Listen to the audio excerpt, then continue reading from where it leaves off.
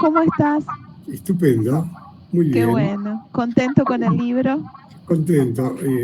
Está por imprimirse en un mes aproximadamente. Entonces ya hice la prueba de galera, la corregí, quedó bastante bien. Así que me parece fantástico, digamos. Muy Excelente. lindo. Si querés esperamos unos minutitos, Sí, mientras hasta tanto, le I5, no sé. contamos a Jacqueline y a Pepi Gracias. Gracias. que esto intenta ser una reunión amable para explicar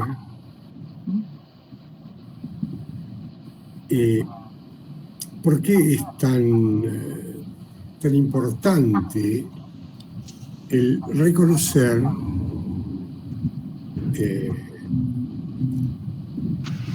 el diseño de la vida en el planeta Tierra y para saber de qué manera tenemos que enfrentar las crisis con una cuota mayor de inteligencia, ¿no? Porque, digamos, en este libro se plantea que lo único permanente es el cambio. Entonces, el intento de conservación de cosas adquiridas es como inútil. Entonces, hay que estar preparado para este diseño y saber que el diseño de la vida en la Tierra no es para hacernos sufrir, sino para que seamos felices, pero como vivimos en un contexto tan materialista, esto no se difunde y entonces uno sufre porque intenta conservar lo que en realidad sirvió pero que ya no sirve, ¿no? Esto es la cuestión principal. Entonces deberíamos, la idea es que deberíamos tener una actitud que se puede llamar de una manera comprensible por todos. Esta actitud de vida es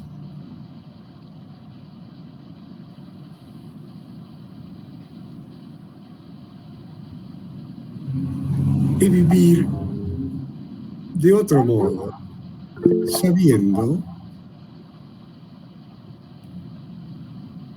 Adi, ¿cómo estás? Gustoso en verte, Carlos.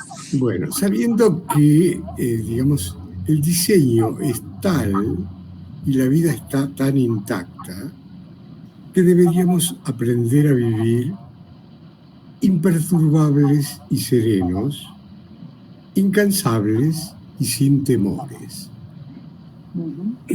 Este es el enfoque, ¿no? El enfoque de este libro que tiene es decir, está dedicado a los astrólogos y a sus estudiantes, pero sirve para todos, porque el idioma, como yo tengo el defecto ya superado de ser ingeniero electrónico, uso mucho los gráficos que son muy sintetizadores de las ideas y que nos pueden ayudar a comprender más fácilmente de qué se trata vivir en la Tierra y que realmente de lo único que tenemos que ocuparnos es de ser felices, porque la felicidad es el primer paso en el camino espiritual. Si uno no es feliz, no entendió nada, digamos, tiene que volver a la próxima encarnación probablemente, pero si uno puede ser feliz, no sé, en México, en San Telmo o en Cádiz, entonces eso es lo que necesita la vida, gente que demuestre que puede ser feliz a pesar de todo. Esta es la esencia de la idea. Y esto en el libro se plantea de una manera muy clara, ¿no? Porque el libro tiene como un inicio donde figuran las notas clave o cuáles son los pensamientos esenciales que deberíamos aprender a reconocer como hipótesis y a practicarlos en la vida cotidiana. Y la primera nota clave del libro dice que la felicidad es el inicio de la vida espiritual. Y esto vamos a, en esta charla, vamos a tratar de demostrarlo de una manera comprensible, porque todo el libro está escrito con un lenguaje no técnico, sino más bien accesible a cualquiera. Es decir, sin hablar en jergas difíciles de comprender. El libro es accesible a cualquiera. Entonces, esta nota clave la vamos a retomar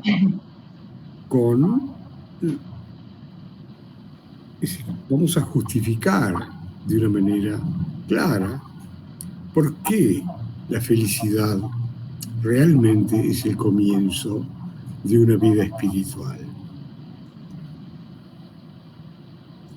La otra frase del libro es: todos nosotros, los 7.700 millones de habitantes del planeta Tierra, vivimos en la Luna. Aunque todos también conocemos dónde está nuestro Sol.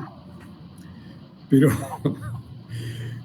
vivimos en la Luna porque el proceso evolutivo tiene un enorme éxito.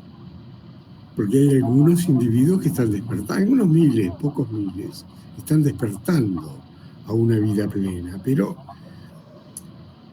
la idea es que tenemos que trascender el instinto para operar desde el brillo de nuestro sol interno. Hola, Romina. Bienvenida. ¿Qué tal? ¿Cómo estás? Entonces, esto de vivir en la Luna es una especie, para mucha gente, de novedad, porque todo el mundo conoce dónde estaba el Sol cuando uno nacía, ¿no?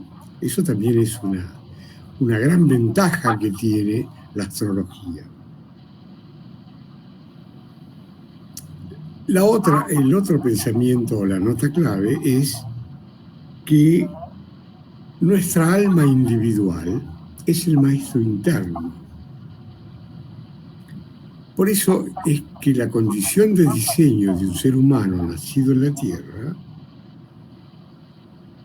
es que estamos diseñados para no reconocer a ninguna otra autoridad más que la de la propia alma.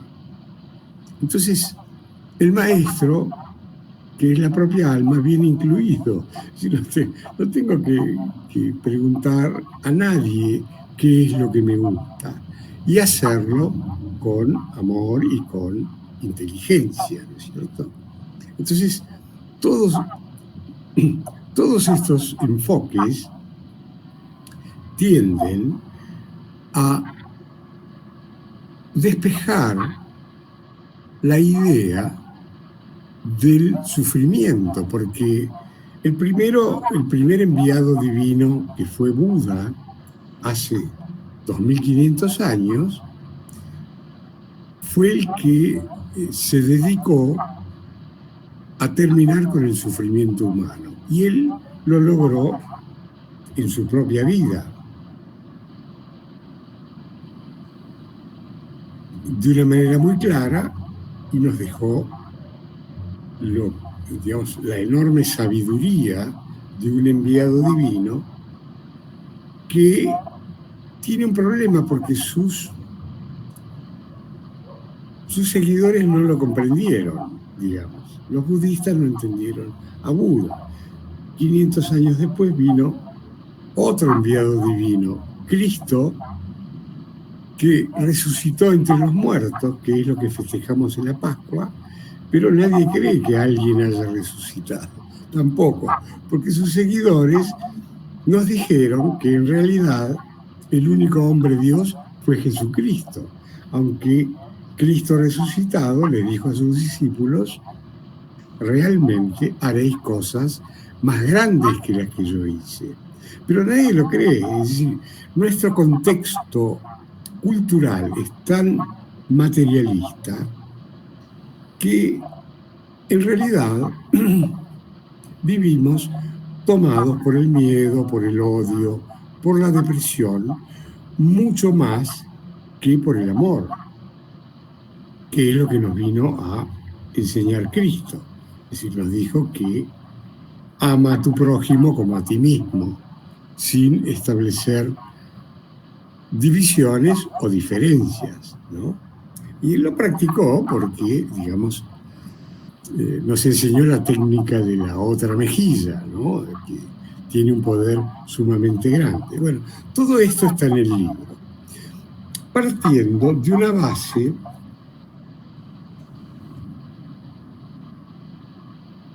Entonces, lo único que tendríamos que hacer, el único mandamiento que tenemos que cumplir, es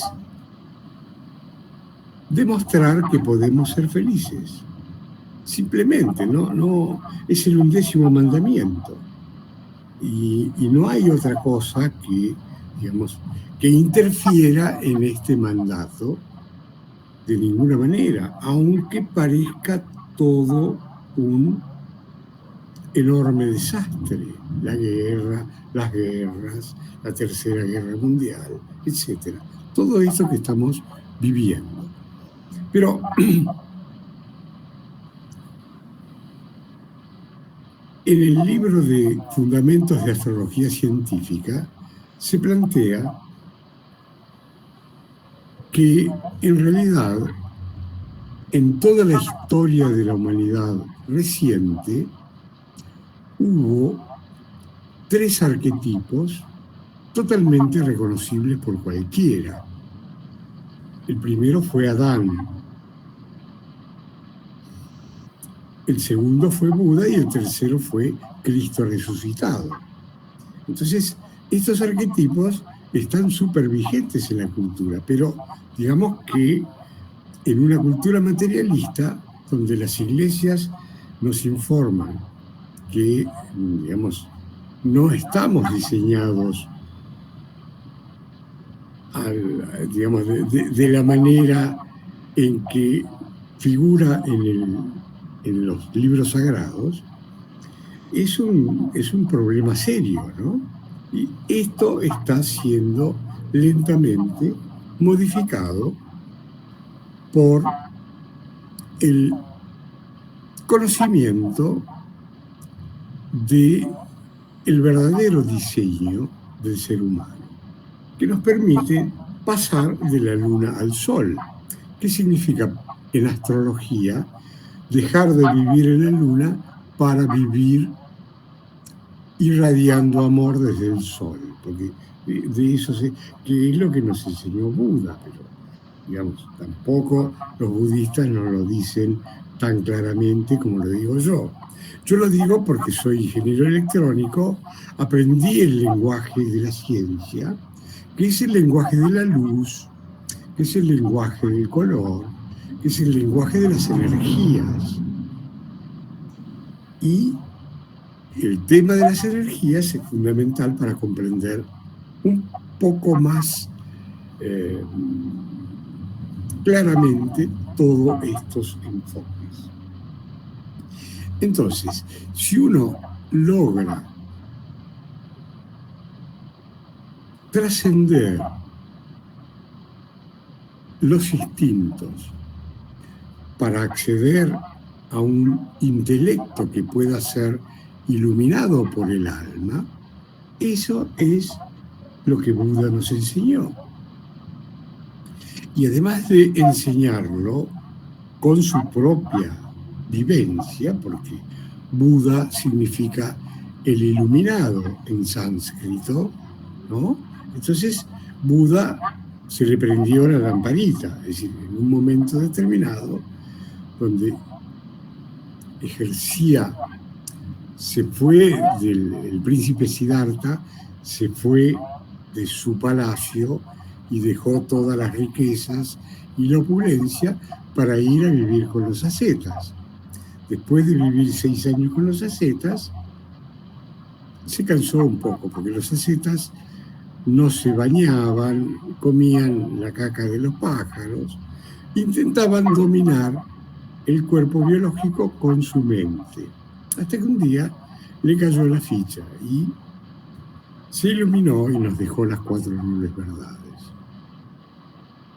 que todos conocemos, pero yo siempre repito porque es la base fundamental de la astrología científica. ¿Por qué?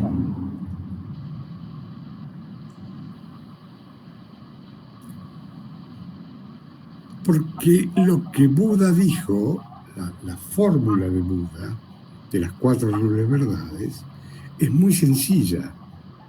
La primera noble verdad nos dice que el sufrimiento humano existe. La segunda noble verdad nos dice que el individuo genera el sufrimiento por el mal uso que hace de sus facultades mentales. La tercera noble verdad dice que, como Buda era de Tauro, como Pepi, ¿no? La tercera noble verdad dice que si el hombre sufre porque no sabe usar la mente, el hombre mismo, el mismo individuo, le puede dar fin en esta vida, no en otro cielo, vida o nirvana futuro. Y la cuarta noble verdad de Buda dice que el sufrimiento en la tierra termina cuando aprendemos a elegir el camino del justo medio entre los polos o extremos. Y el único lenguaje simbólico que tiene los polos indicados de una manera científica es la astrología de todas las épocas. Y además la astrología científica reconoce e integra el conocimiento, las 4 nobles verdades de Buda, como uno de sus pilares. Porque en la misma carta natal de un individuo están indicadas las polaridades que el individuo tiene que integrar, en lugar de polarizarse en un polo porque le parece tranquilo, cómodo o lindo. Lo que hay que hacer es explorar el polo. Explorar lo que me da miedo, asco o bronca, digamos. Lo cual no es una cosa fácil. Pero no nos damos cuenta que el grave problema que tenemos es que irradiamos el temor al otro polo. Y el diseño de la vida es que los ángeles, los devas, los arcángeles y también los elementales están operando para materializar lo que el individuo irradia. Entonces, si yo irradio miedo a, eso se manifiesta. Entonces uno tiene que tener mucho cuidado con lo que piensa, con lo que siente, con lo que imagina, con lo que dice y también con lo que hace. Porque no es gratis, digamos. Por eso sufrimos. Entonces, esto que parece, digamos, como elemental, o por lo menos a mí me parece elemental, es esto, que el diseño humano es tal que uno, si está irradiando miedo, eso se manifiesta. Por eso Jesús le recomendaba a sus discípulos que aprendan a caminar sobre las aguas de la emocionalidad desbocada. Entonces, cuando uno trasciende la emocionalidad desbocada, y la cosa cambia, entonces puede llegar a vivir imperturbable y sereno, incansable y sin temores, como viven algunos maestros, que no están entre nosotros. No hay maestros encarnados, hay maestritos con su librito, que es otra cosa, ¿no? Cada maestrito con su librito. Bueno, yo escribí 50 libritos, y digamos, todos tienen el mismo tema en realidad. Por eso alguien dice que en realidad uno escribió un solo libro en su vida. Pero, digamos, eso va en contra del ego de los escritores. Y yo no le doy pelota a esa afirmación. Bueno, entonces, esta es la esencial conexión cultural entre la sabiduría de Buda y la astrología científica, que por supuesto los astrólogos comunes no comparten. ¿Por qué?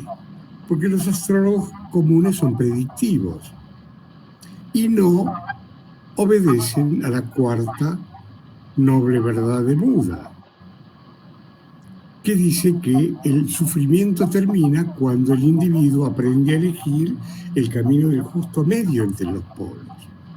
Entonces, esto sí tiene dos ideas. La primera, fundamental, es que si tenemos que aprender a elegir es porque somos creados libres. El libre albedrío existe y uno lo usa mal, pero bueno, digamos, el sistema de aprendizaje nos va corrigiendo los desvíos de nuestras elecciones. Porque el método general al que todo el mundo está sometido es el método B de patadas en el culo. Porque si uno elige mal, sufre, se enferma y se muere antes, porque es ignorante y pelotudo de las leyes que operan. ¿Se entiende? Entonces, uno va a preguntarle al astrólogo, ¿qué tengo que hacer? Y entonces el astrólogo se lo dice, y el astrólogo está asumiendo el karma del consultante también. Entonces es un tremendo despelote. Pero los astrólogos que son predictivos no conocen esta ley y entonces se joden como los consultantes, digamos. Los dos están desconociendo una ley esencial de la vida. Tengo que aprender a elegir el camino del justo medio entre los polos. ¿Y quién me dice dónde están los polos? Y la carta natal lo dice. Desde tiempos inmemoriales, no es que yo lo haya descubierto. Yo descubrí ahora esta conexión entre Buda y el lenguaje simbólico que tiene las polaridades que uno tiene que aprender a reconocer y a transitar.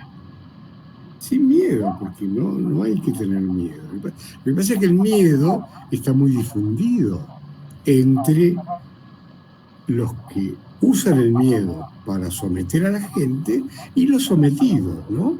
Que somos 7.700 millones todavía. Pero algunos estamos avivándonos de que la vida no es como nos contaron ni las iglesias materialistas ni las academias materialistas.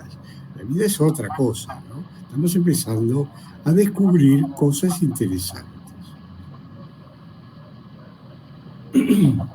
Entonces, si uno transita desde ser manejado por los instintos, que es la etapa Adán, y digamos, ejercita la etapa Buda, que es el iluminado, y se termina el sufrimiento. El Buda terminó el sufrimiento cuando se dio cuenta de esto, ¿no? Y entonces se bañó en el río, se comió el arroz que le trajo la pastorcita, después tuvo relaciones sexuales con la pastorcita y todo feliz, porque digamos es lo natural, no es el sexo es sagrado, como dijimos en otro libro que también hay que leer, ¿no? Que es La magia del alma. Entonces, todas estas cuestiones están puestas de una manera sumamente interesante para la comprensión de todos los huipidiles que sepan leer, digamos.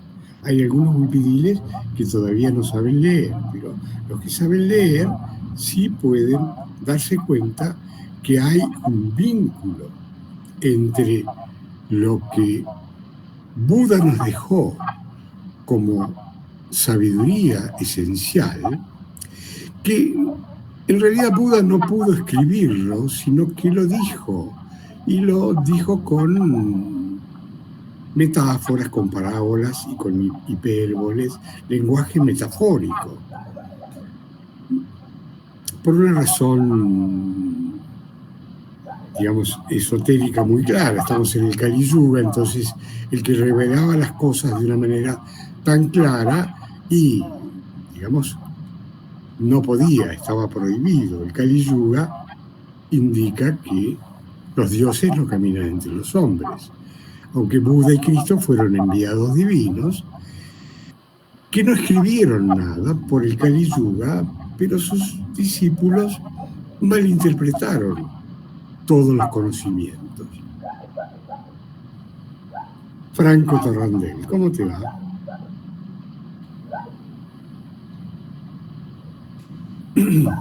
Entonces.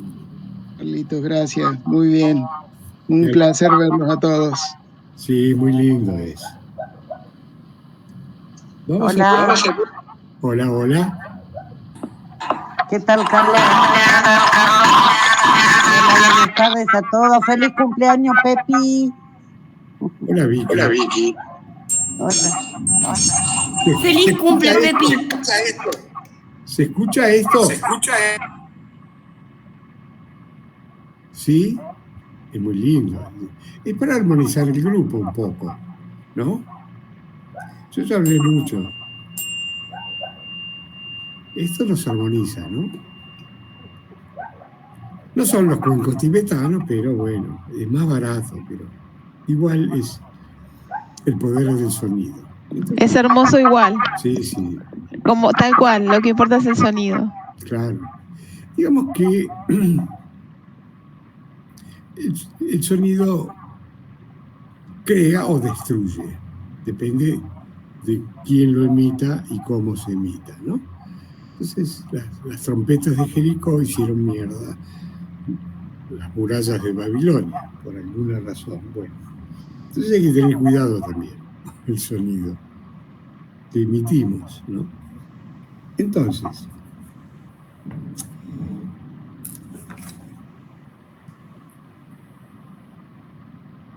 en la introducción de este libro planteamos algo que algunos de ustedes conocen, otros no, pero que está, digamos, los que hicieron el curso del proyecto Vida Plena lo conocen, otros no. Pero yo tomo la estructura del proyecto Vida Plena, que es el proyecto inicial,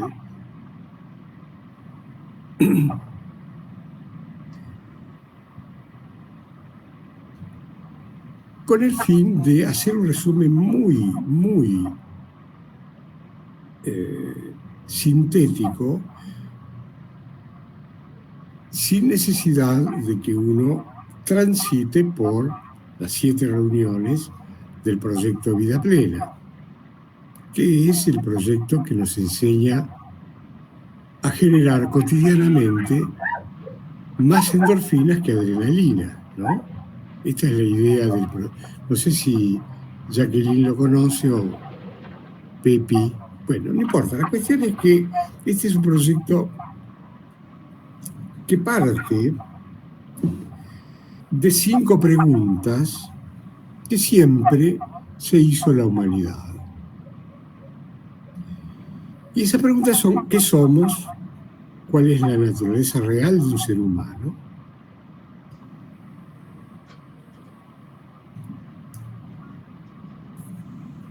Nacido en la Tierra.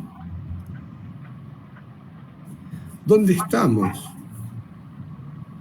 En un universo perfecto, sumamente ordenado, y que además estamos en un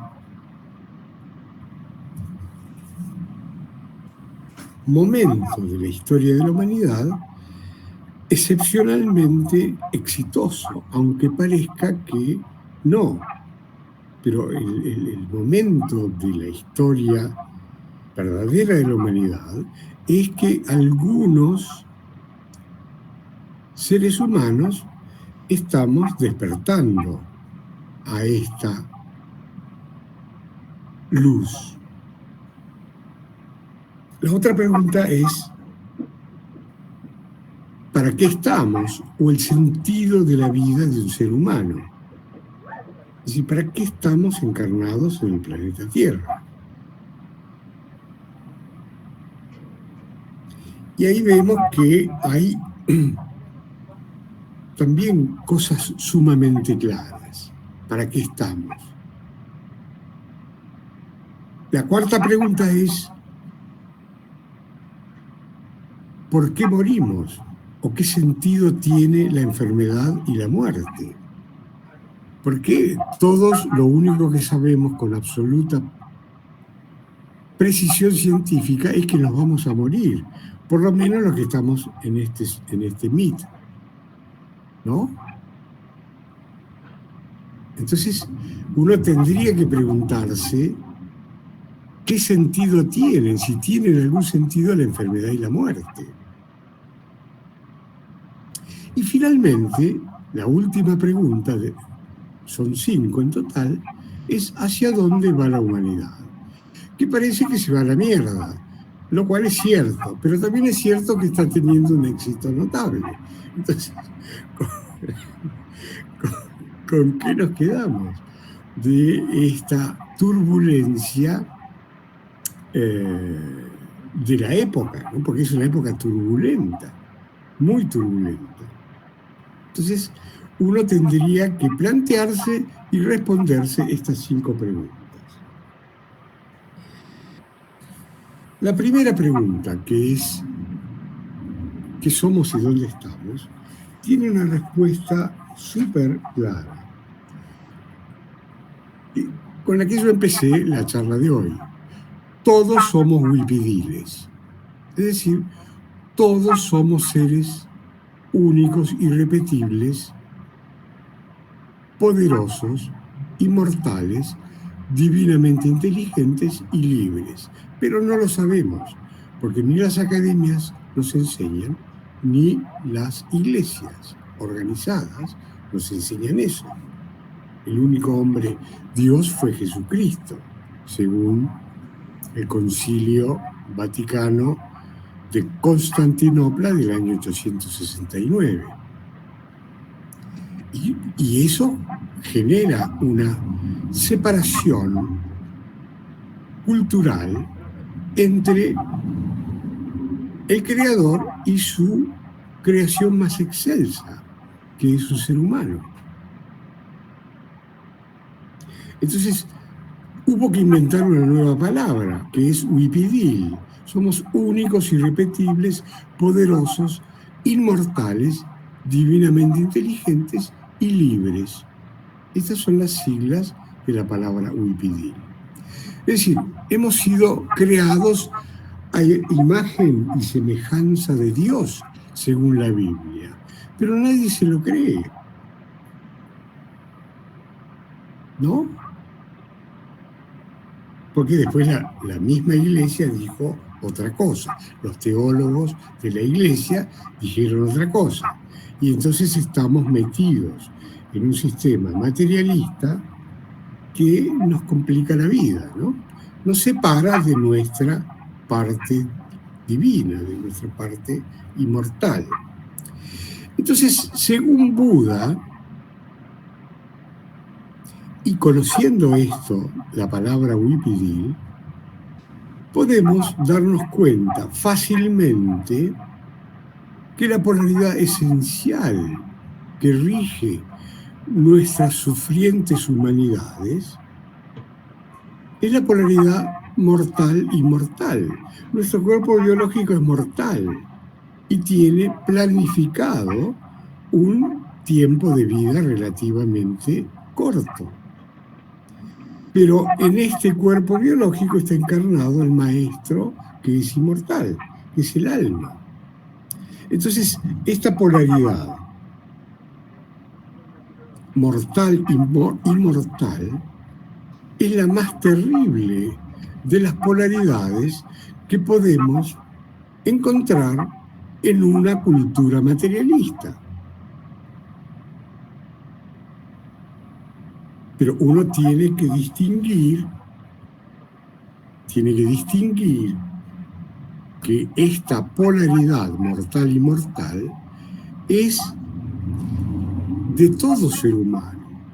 No importa que el ser humano parezca un pelotudo o un tonto, es decir, es inmortal. Nuestros hijos son inmortales, aunque creamos que son un poco boludos e inútiles. Pero no tenemos esa facilidad de discernimiento para reconocer en nuestros hijos seres inmortales, por ejemplo. Y entonces lo que intentamos es enseñarles lo que nosotros creemos que tiene que hacerse. Y el otro es un Wipidil, único e irrepetible. A lo mejor no le gusta lo que yo le enseño o lo que yo quiero inducirlo a que haga. El otro es un ser inmortal que está haciendo lo que puede. Y los hijos generalmente tienen la facilidad, porque ellos eligieron a los padres, de cagarse en sus padres con una precisión estupenda. Cagarse y mearse eventualmente, porque, digamos, no está exento uno, ¿no? Y bueno, todo. Lo que dijo Jesucristo es que nuestras relaciones son desastrosas y que tenemos que cambiarlas. Pero uno tampoco lo cree. Eso es la familia del otro, no es mi familia. Yo en mi familia estoy bárbaro.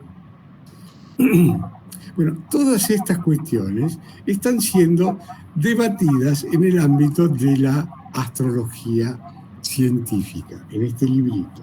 Entonces, somos wipidiles. Esta es muy importante, conservar la palabra, usarla y difundirla, porque es una realidad concreta. No hay dos hojas del mismo árbol que sean iguales. Ninguno de nosotros es igual a otro.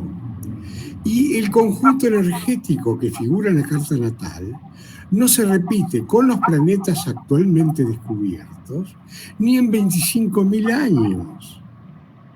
Entonces, somos únicos e irrepetibles completamente. Es decir, esto es científico, no es místico o algo que a alguien se le ocurrió. Somos wipidiles. Además, hace poco vino otro hombre que pasó las de Caín durante el nazismo, Viktor Frankl, que definió un ser humano desde el punto de vista psicológico muy claramente. Y Viktor Frankl dijo que somos individuos autoconscientes, pero inconscientes todavía, de nuestro subconsciente, que Walt Disney llama la bestia, y de nuestro supraconsciente, que Walt Disney llamó la bella. La bella y la bestia están en nosotros. Lo que pasa es que mi autoconciencia no alcanza para reconocerse como la bestia. Además, es más fácil echarle la culpa al otro en nuestra cultura. Es decir, vos tenés la culpa de todo lo que me pasa.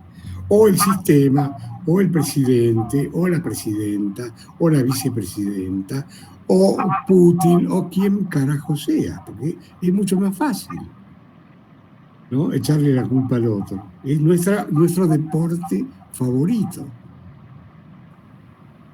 en toda Hispanoamérica, digamos, ¿no? Y también en algunas otras partes del planeta. Entonces, esto significa que somos, es decir, el único ser humano sobre la Tierra que puede decir yo soy, es un ser humano. Somos individuos autoconscientes, es decir, percibimos que somos distintos de otros, con mucha claridad. Entonces, en función de Viktor Frankl, sabemos que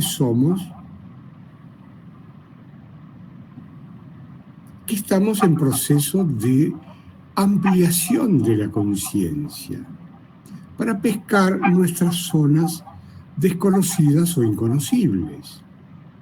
Es decir, si culturalmente le echamos la culpa al otro, porque yo no puedo aceptar que soy una bestia, la bestia es el otro, ¿no? El otro tiene la culpa de todos mis problemas. Esta, digamos, transgresión cultural materialista nos complica la vida, obviamente. Entonces tenemos que reconocernos como individuos que estamos ampliando la conciencia para reconocernos como lo que somos. Una bestia poderosa, según Einstein, tan poderosa como 10 bombas atómicas. Esta energía se aloja en el chakra base o el chakra kundalínico, ¿no? Y cuando sale, hacemos un estrago. Es decir, no sé si a alguno de ustedes se le salió la cadena e hizo mierda toda la relación. Además, muchas veces nos hacemos mierda nosotros. Nuestra autoestima queda pedaleando ahí, porque ¿cómo puedo ser tan horrible de haberle pegado o de haberle culpado de todos mis problemas al otro? Si el otro hace lo que puede, como yo. Pero bueno, esto es esencial para ubicarse en la pregunta que somos, que es muy importante. Además, María de Luján, bienvenida.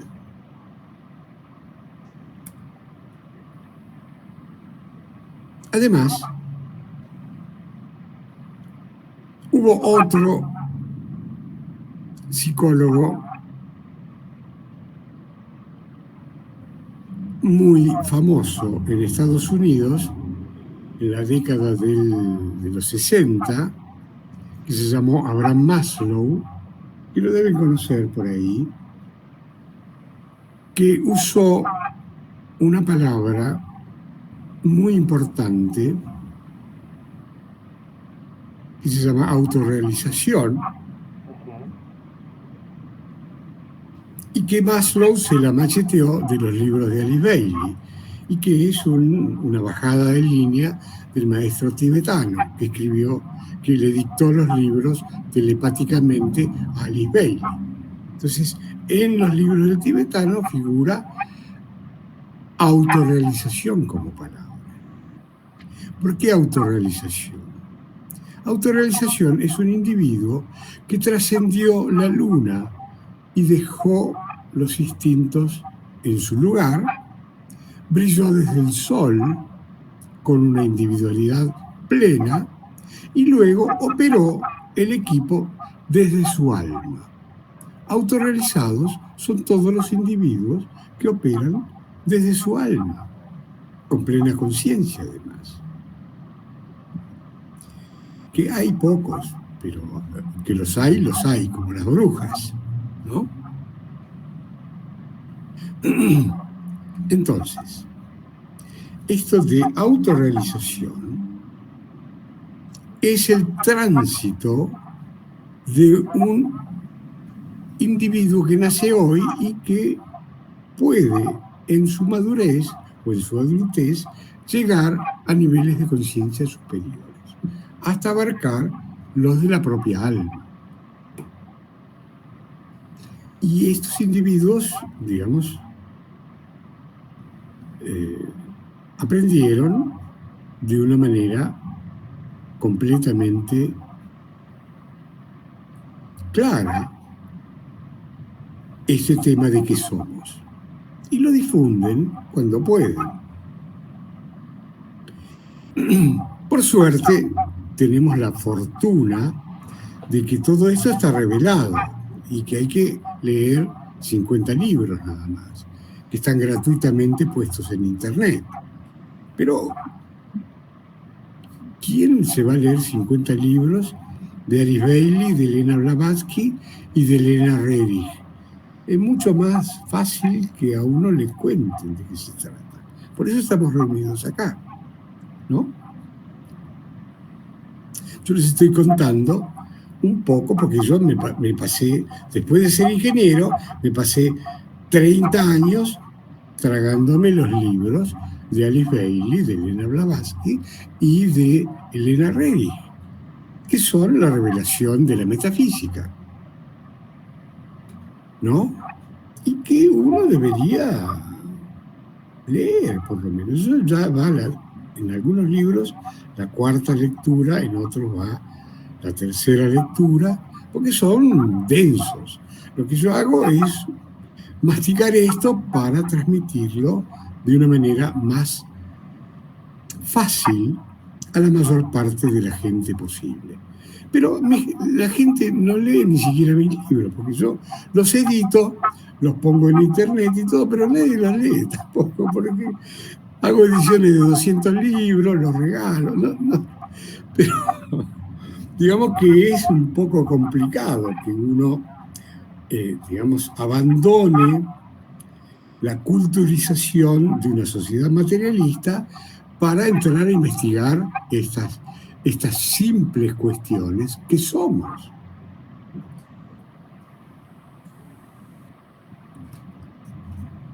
Y finalmente, para contestar la pregunta que somos, hay un gráfico que es el ABC de la espiritualidad humana, que está formado por los 3 arquetipos reconocidos en la cultura actual: Adán, Buda, Cristo. Entonces, en este gráfico está la forma de, usando la sabiduría de Buda, de dejar de depender de los instintos para empezar a operar desde un intelecto iluminado por el alma, como decía Buda. Y si uno entonces llega a la etapa B, que es felicidad, como lo demostró Buda, ¿no? Si uno no es feliz, no aprendió nada. Tiene que volver en otra vida a darse cuenta que la vida no está diseñada para cagarlo a uno, sino que la vida está diseñada para que nosotros seamos felices más rápido. Y está el tema que es esencial en la astrología científica de las crisis. Las crisis son las interacciones entre los signos del zodíaco o los mejor, las constelaciones del sistema solar y mi constelación interna, porque ¿qué es lo que dice la carta natal? La carta natal dice cuál era el estado del universo en el momento en el que yo nacía, visto desde el lugar y a la hora precisa del nacimiento. Entonces, ese conjunto energético del universo se graba en la placa del cerebro del niño cuando nace. Y esa placa del cerebro del niño cuando nace tiene que ser desarrollada a lo largo de la vida. Entonces, todo está en la carta natal con el tema de Buda y con el tema de qué es lo que me permite a mí dejar de sufrir al pedo para vivir una vida plena. Y que simplemente no lo estoy haciendo porque ignoro esto. O porque definitivamente soy un pelotudo total.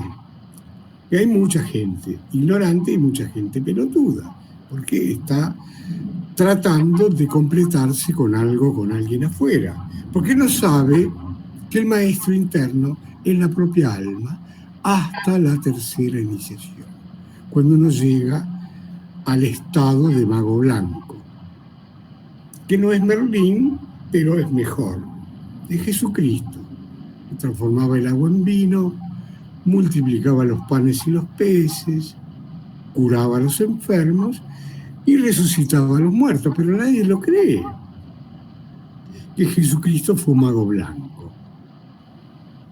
Esto lo plantea como enfoque posible, hipótesis, precisamente el ABC de la espiritualidad humana. Y si uno persiste en este camino y puede vencer a la muerte, como lo hicieron Jesús, Jesucristo y Cristo resucitado hace 2000 años. Porque lo hicieron, pero que digamos, nadie se lo cree. Pero es un tema de materialismo cultural, ¿se entiende? Entonces, todo esto es la base de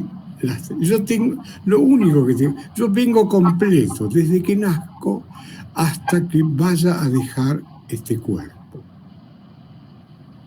Un alma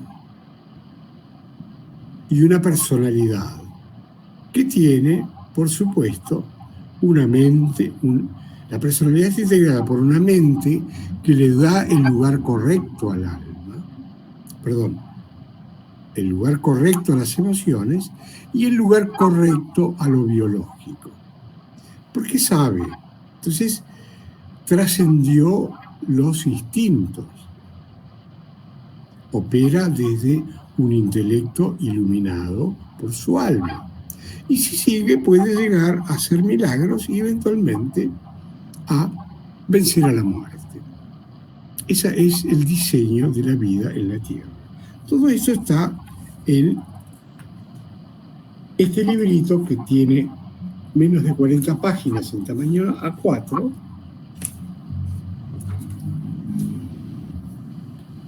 Entonces, la otra pregunta es ¿dónde estamos? Y estamos en un universo perfecto, ordenado,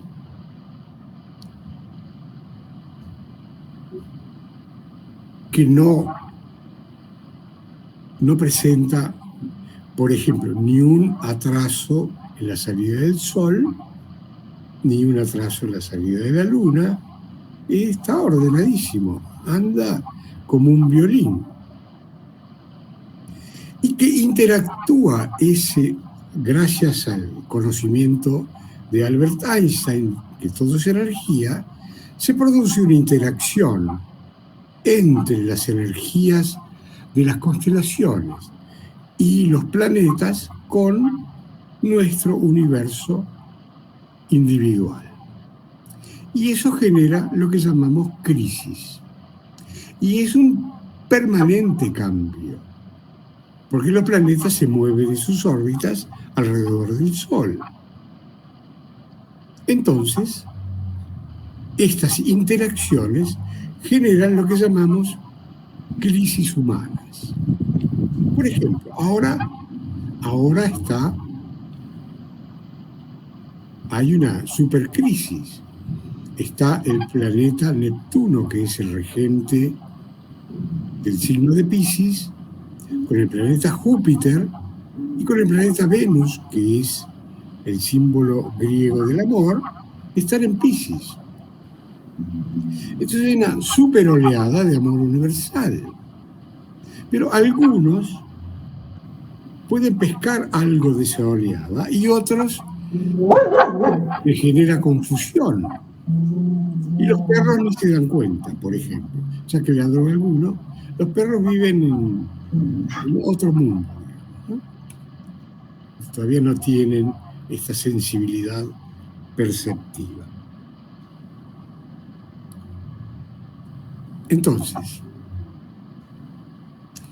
estábamos en un universo perfecto que además